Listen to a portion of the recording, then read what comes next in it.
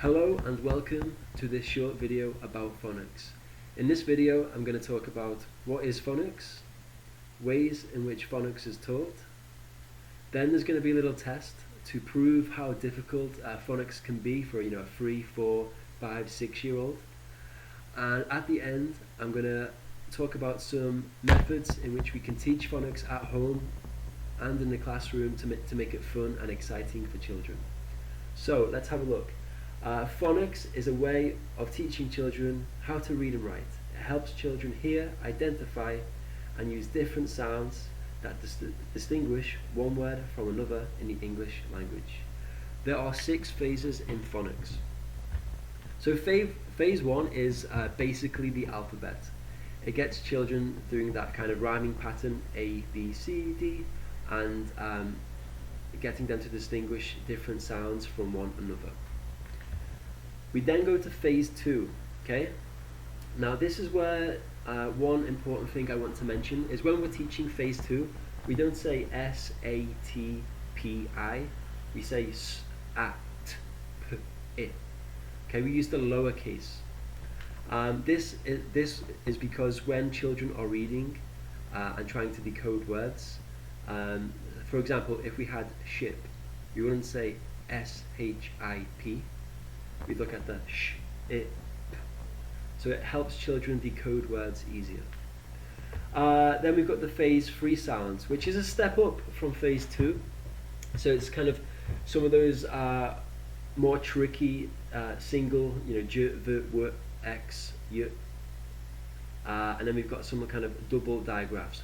Z, qu, ch, sh, f, a, e, I, o, u, r, o, ow, oi, ear, your, okay? So this is where, if children learn these sounds, it really helps them to unlock lots of new words, okay? So this is kind of what children should be aiming for in year 1. So there's 3 more phases, phase 4, 5, and 6, but they kind of follow the same pattern. Phase 4 looks at adjacent consonants, for example, st for stamp, okay? So the more sounds children learn, the more they are able to decode. So if you look at this example here, we've got t, a, u. Okay, if they know each of those sounds, the t sound, the a sound, and the u sound, they can start to blend and say t, a, u, tail. So you get the idea.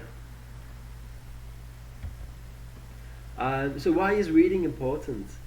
For me, as a Key Stage 1 teacher, I honestly believe that reading is the most important subject we can teach children.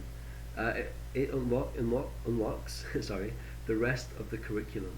So once children are able to read, they can start to read about other things in science, history, even maths.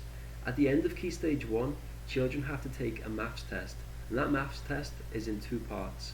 One of those parts is reading, so you might have to do a read a maths question. If you're struggling to read, you're not going to be able to answer that question. It also expands children's vocabulary.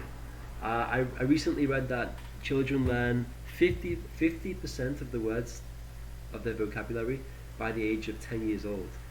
So if they start reading earlier on, their vocabulary as they get older is going to be much larger. They become independent learners. Once children can read, they can then read about anything they're interested in. Pirates, dinosaurs, aliens, Lego, Minecraft, a whole bunch of things. And number 4, most importantly for me, reading's fun. The more we encourage children to read from a young age, the more likely they are going to be reading when they're older. And there is a high correlation between children that read and academic success. So for me, it's really important to promote reading for pleasure from a young age. Okay, so I found this really cool PDF online which talks about phonics. I'm going to put a link to it in the description, so make sure you check that out. So it's basically saying England has been invaded so many times over the years. Vikings, Romans, French, each new invader brought their own new sounds and new words. So subsequently, England in the English language, we now have 44-ish phonemes and over 140 ways in which we write these phonemes. So as you can imagine, learning phonics as a 4 or 5-year-old can be quite tricky, to say the least. Here, this is a little test for parents, okay? So try and imagine you're learning phonics, you're looking at different sounds and how to pronounce them, okay? G, h, o, t, I. What does this word say? So imagine you're using your phonics knowledge and you're trying to decode this word. This is just an example of how tricky learning the English language can be. It's not normally this difficult. And I'm going to have to admit, I didn't get this either. Okay, so pause the video, have a look. Okay, let's have a look at the answer.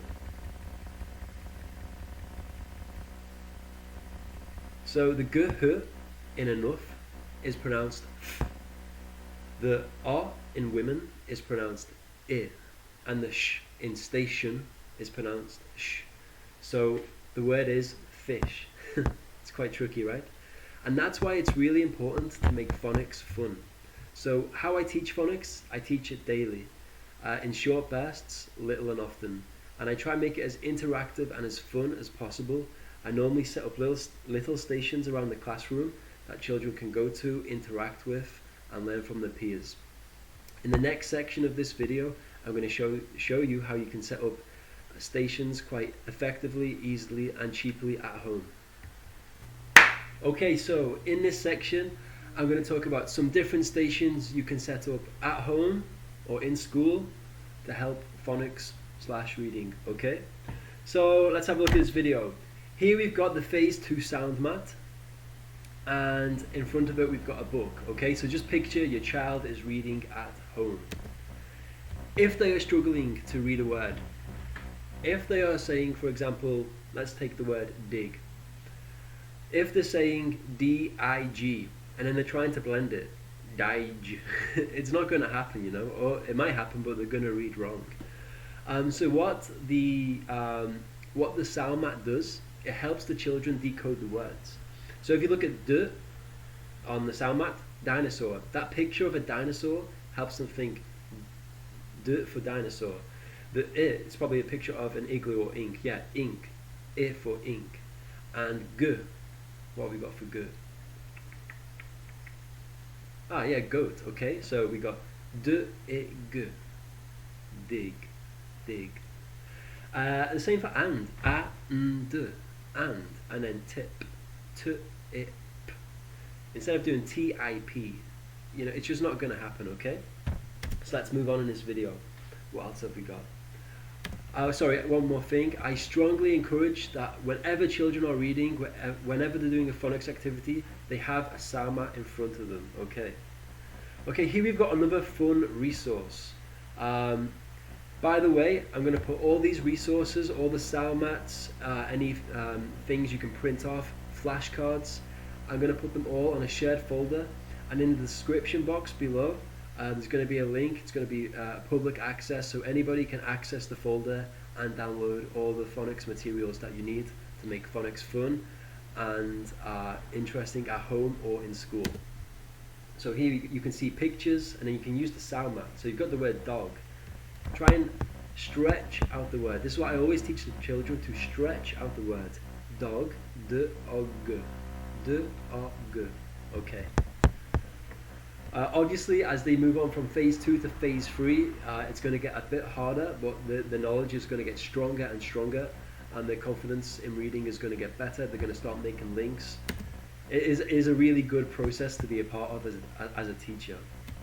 Okay, here's another simple game. It's just one piece of paper, and all you need is a dice. So you roll the dice, and then you have to read the words. Okay, this is really fun to play with parents, with siblings, with classmates, and you know, you can kind of maybe put like a bit of I'm not encouraging gambling, but maybe you could put like the winner, whoever reads the most words gets a house point. That's what we use in my school, or like a lollipop at home. Okay, whatever your kind of parent reward system. I'm not going to teach you how to be a parent. Okay.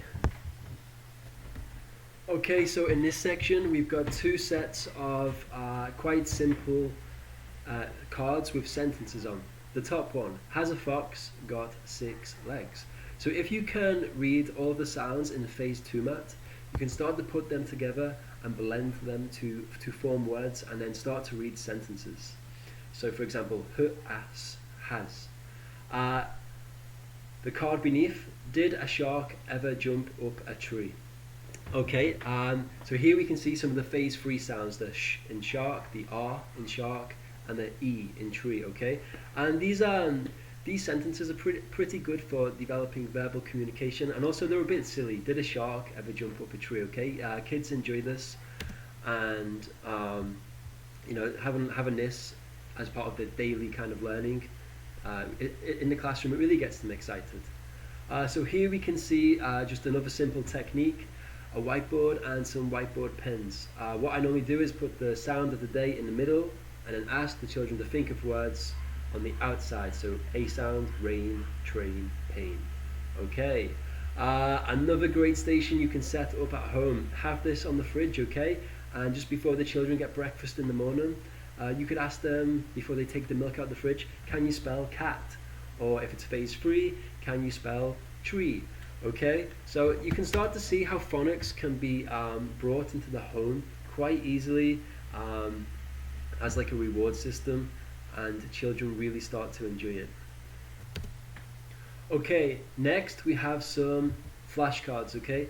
And these are really useful for when children are, this is really useful for when children are starting to become more independent with this, learning the sounds, okay? So when they don't need a picture to help them, remind them of what the sound is, okay? Flashcards are a great way to help children learn this. You can keep them in your pocket, so if you're out in the park, maybe you could do a quick test. I recommend testing the children on the flashcards daily, and also it's really important to make a note of the sounds that they struggle with consistently, okay? So that this helps inform future planning and teaching. So if they're getting b and d mixed up, or some of the other sounds, you can really focus on those sounds to help improve reading and phonics. Again, this is all going to be available on the link in the description for you to download for free. Next we have, okay, so this is a really cool idea. You can make this at home, maybe with some rice or some glitter in a small tray, and this really helps children with not only the phonics and the reading, but handwriting and the correct formation of letters, okay?